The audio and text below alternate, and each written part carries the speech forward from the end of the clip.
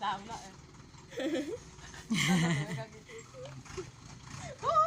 ไปเบิ่งเดี๋ยวทำมันยังถอย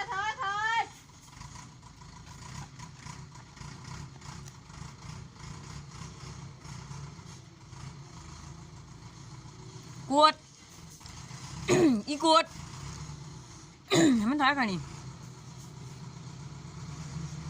ลักเสาไฟนี่เบิ่งแหน่มีแก้วประจ้างเขามาแน่นนี่ค่ะ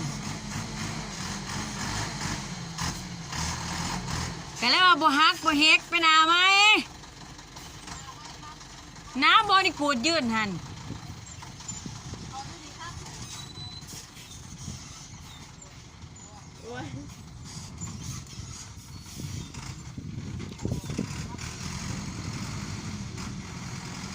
มันคือตีหรือว่าโกรธ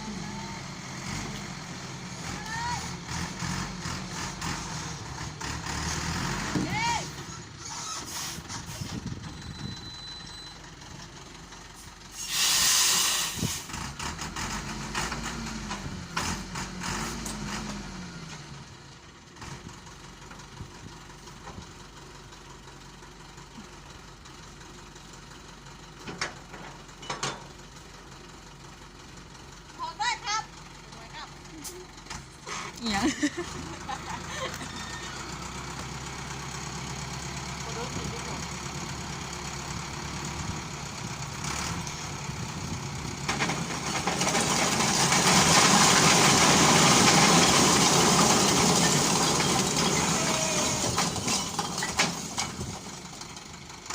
นั้นไปนาตัว